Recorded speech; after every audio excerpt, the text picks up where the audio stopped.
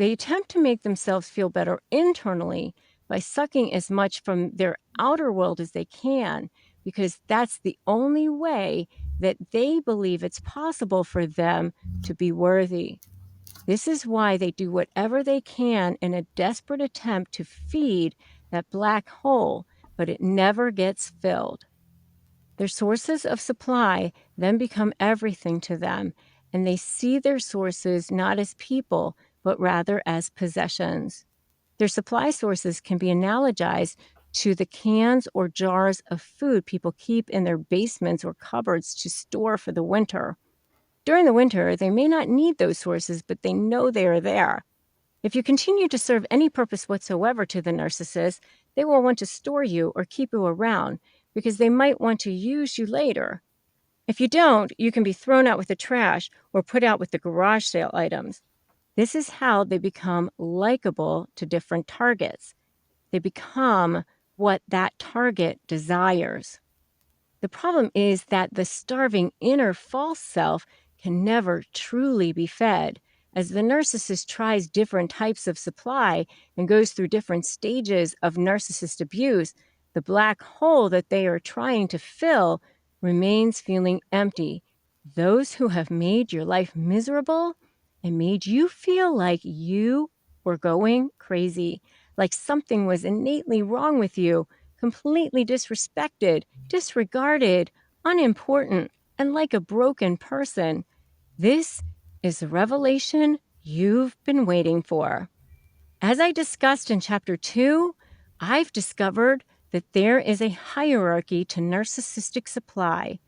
Diamond level supply, which is always tied into how they look to others, and coal level supply, in other words, the chosen few who are the narcissist's targets. These are the people whom the narcissist decides to possess. Yes, that's the word I deliberately chose for a reason. They view people as possessions who are meant to serve their need for supply. Either these people will provide supply to them in the form of giving them some sort of value for value, meaning if the narcissist does something for them, they had damn well better be getting at least tenfold back in return. They are making the narcissist look good by being associated with them, or they serve some other purpose, such as boosting the narcissist's ego or providing sex. The other way that targets provide supply to narcissists is when the narcissist can whip out their dreaded triple Ds: degrading, debasing, and denigrating behavior. They save the triple Ds for those whom I call the double Vs, the vulnerable victims, or in other words, their targets. Narcissists get supply, meaning they are attempting to feed that little beast inside themselves by making others feel small so they can try to feel bigger or look bigger. They actually enjoy manipulating you and intimidating you. People think narcissists just want to win, so they give them everything, thinking, that'll do it. I can walk away. I'm free. But no. Pulled in. Sucked in. Wait. What? I gave you everything. Remember how Dr. Joe Vitale said he was willing to walk away in his divorce and still his former wife made him miserable? The myth that narcissists just want to win is dead wrong. Here's why. Winning only considers one part of the narcissistic supply question, diamond level supply. It totally forgets about coal level supply. It forgets that narcissists love to trigger you. They love to get under your skin.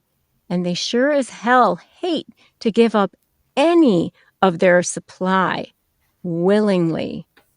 Here's what's going on for non-narcissistic people. People who are reasonable also are constantly trying to see reason. Non-narcissistic people think narcissists want to save money or get money. Non-narcissistic people think narcissists want to win and look good by winning. Non-narcissistic people don't realize there's a whole secondary agenda going on at the same time called coal level supply. Narcissists probably don't even realize it themselves. Judges certainly aren't wise to it yet. Neither are lawyers, mediators, arbitrators, nor anyone else in the court systems who probably should be. If you are negotiating contracts on a regular basis in a corporate setting, a sales setting, or any other setting, you definitely need to know this too. This is the side that is like the little kid that enjoys taking a pin and using it to prick an earthworm just to see it squirm for curiosity, for fun, for enjoyment, for amusement. They don't want to see a resolution because they are enjoying watching you squirm. This is why they move the goalposts in negotiations constantly. What do I mean by move goalposts? They give you an offer. You spend 3 days deciding if you want the offer because it isn't even very good.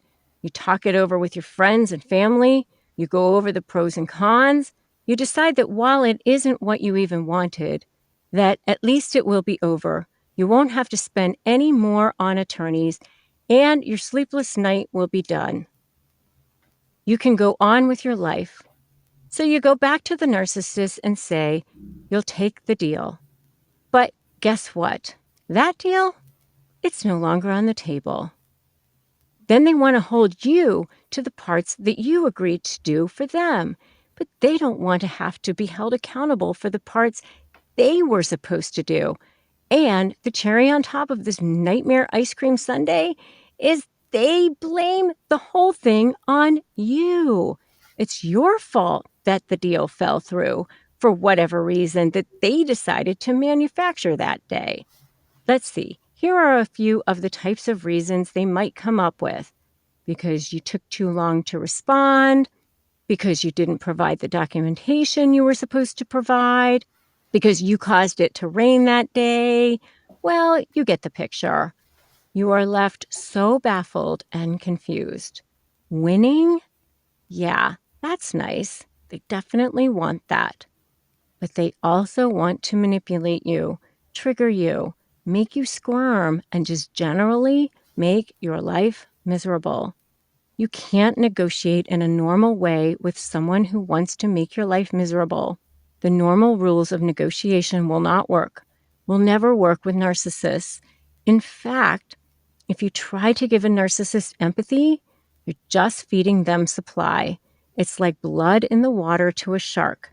Totally the wrong thing if not done tactically the right way. So you've got to find a way to do something that I call ethically manipulating the manipulator. The key to leverage will be figuring out what source of supply is more important to them, usually diamond level supply, than the supply they get from making their target's life miserable.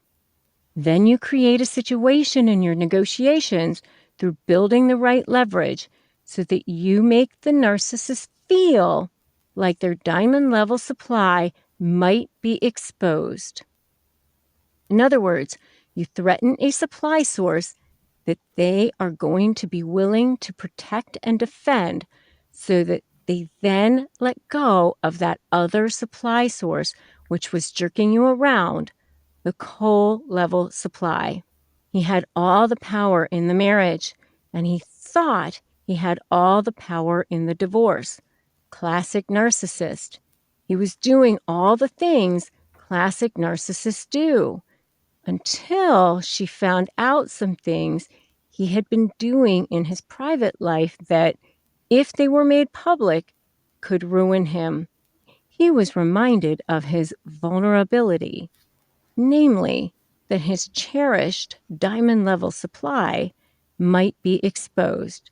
So he decided to let go of the coal level supply, the supply he was getting from jerking her around, and we were able to settle the case to make sure to protect that diamond level supply.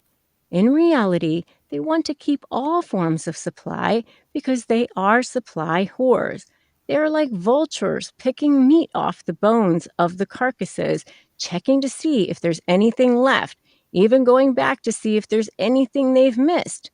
But at the end of the day, like Meryl Streep in the movie Sophie's Choice, if they are forced, they will give up the coal level supply to protect the diamond level supply. If you want the narcissist to leave you alone forever, then that is how you will have to think strategically. They will never leave you alone if they can continue to have their cake and eat it too. Meaning, as long as they can have their diamond level supply and their coal level supply too. If they are still coming around you, it's because they are still getting some sort of supply by jerking you around. Period. You haven't figured out the formula yet. This formula always works. They have to feel like you've sprung an invisible trap on them, and there is no other way to go. They can't wriggle out of this. They can't move the goalposts. This is when you'll see one of two things happen. The charm gets turned on. Oh, come on, we can do this. We don't need all of this. Or narcissistic rage will come flying out. You're a scumbag. You're horrible. You have no conscience, and so forth. This is where you will have to control your emotions. Don't be triggered. Don't blink. Many people will say to me that they don't want to fight, that they don't want to appear greedy, or just that they simply don't want to play games. They believe they can just talk things through. This is absolutely the case with rational, reasonable people, but not with narcissists. Remember that a narcissist at his or her core is a damaged personality who underneath it all has the worst case of self-loathing and the lowest self-esteem. For that personality type, the only thing that brings value is the external. Thus, there is only one way that you will get where you want. You'll have to figure out a way to turn their pain points or arguments against them or close in the walls around them so that they have no other choice but to finally give in. You never know when that point will be for a narcissist. Some of the worst ones won't give in no matter what until their backs are against that proverbial wall. She was a malignant narcissist, one who had called the police claiming false allegations of domestic abuse. So we had no choice but to go to trial. That day, the judge decided to turn the day into a glorified mediation. He went on to tell her in open court that he would never order a penny of alimony to her and that she should settle the case. Frustratingly, he didn't then order anything at all, but instead asked the parties to continue settlement discussions. She didn't settle. She continued to insist that my client was hiding income and that she was entitled to alimony. But then, guess what happened? She settled right before she walked back through the doors on the day they had been ordered to go back. Yup, she didn't want to face that judge again. Because if she had to face the judge, her diamond level supply would have potentially been exposed. She would have lost the respect of the judge. She could have lost the case publicly. Everyone in her world would have found out. But she also didn't want to pass up the opportunity to make my client's life miserable all the way up until the very last second. If you are feeling bold, you might want to try to throw them off the scent. In other words, act like there is something you really want, which you actually don't care about. Because if there is a hint in the air of what you might want, then that will be the thing they make it their mission to make sure you don't get. Yup, ethically manipulating the manipulator. It's basically like you're coaxing a little squirrel to come over and get an acorn out of your hands. Any big sudden movements can and will set them off. And no matter how hard you try to make them feel better or assuage their ego, they still perceive you as against them simply because you aren't for them. They're going to try to twist anything and everything. This means that for sure you do not want to negotiate with a narcissist in a situation where they will become more upset and agitated. If, by the way, during the negotiations, they're making it seem like everything can be harmonious again, it's more than likely a ploy to get control back over you. Remember, everything they do is some form of manipulation. Or it could just be they are nursing their narcissistic injuries so they don't want you to leave. If you both have lawyers, the lawyers can set up a meeting with the four of you, or you can also hire a neutral mediator. I highly recommend hiring a good, strong mediator if you have a lawsuit of any kind going, and you will likely want to be in different rooms. You don't know what can set off the narcissist or how the narcissist can set you off, and you want to get to a resolution. The mediator can sort of cleanse messages between the two of you and keep everything on track regarding the actual issues at hand. This means that the mediator can present the offers in a way that is optimal so that you will each hear them. Narcissists do not have a lot of patience with the negotiation process. Plus, they trust absolutely no one. They don't resolve issues even when they should, even if it's in their own best interests. Remember, you're not dealing with a rational person here. Remember never to apply rational thinking to their irrational behavior. You'll never come to a logical conclusion. I thought a narcissist was someone who was male, misogynistic, loud, openly arrogant, and boastful, not an older woman who appeared to the rest of the world as kind. No, I pushed back, though I was unsure of myself. I mean, she's very insecure for sure, but I wouldn't say she's a narcissist.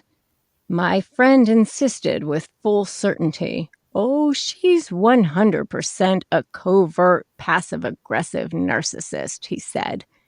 When you start to recognize these patterns, you can discover not only that you are dealing with a narcissist, but what kind.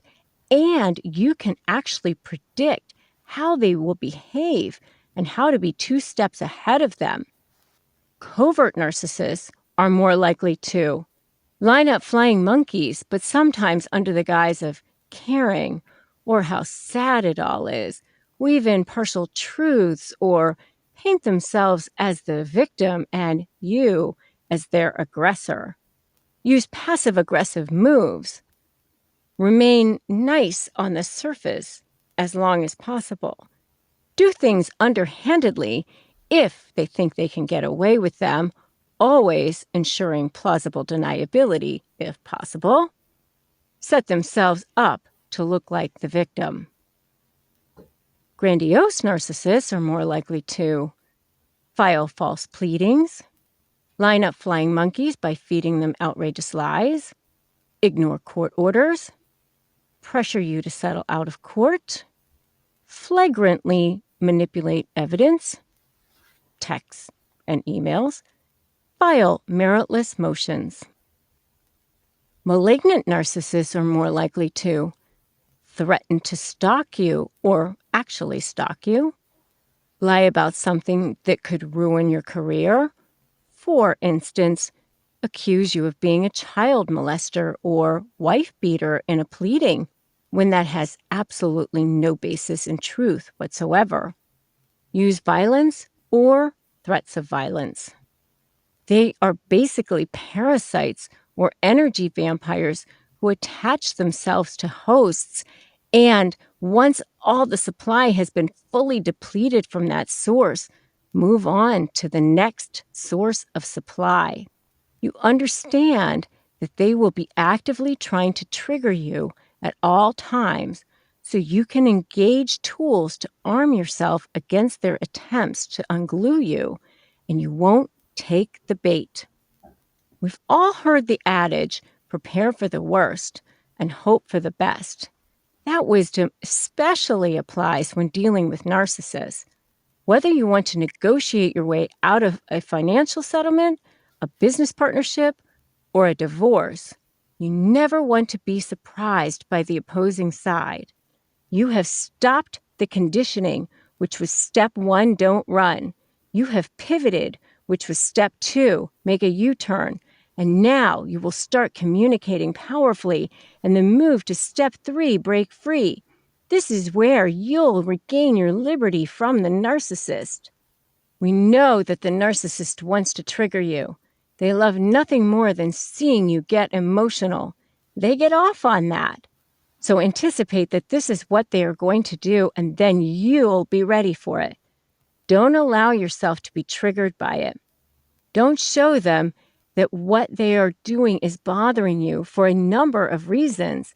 One reason, of course, is that you don't want to give them the supply. But another reason is that they are very likely to use your response against you. Just picture your narcissist just after doing something to make you lose it, smugly pointing at you while commenting, "Oh, look, see, you're the emotional one. You're the crazy one." Do not give them that satisfaction. A third reason not to show them they are getting to you is they will never leave you alone if you don't. Remember, as long as they are getting supply, they will keep coming around. Think of a peanut butter jar. As long as there is some left to scrape at the bottom, they will keep coming back for it. Stop defending yourself. When you get those long emails or texts, very often they are carefully curated to trigger you. They'll tell you you're terrible with finances, that you're a deadbeat dad, that you never did anything for the company, that they never loved you, or that you're an awful mother. Suddenly, you'll want to defend every single point. Here's what I say to that. Stop defending yourself. It's a natural reaction. Believe me, I want to do it too when I'm attacked. But if you defend yourself when you're attacked, you're agreeing there's an issue. When you defend, you're giving the other person control. So whatever you do, please resist the temptation to defend yourself. If you're not defending yourself, what will you do instead? You'll stand in your power. I know, easier said than done.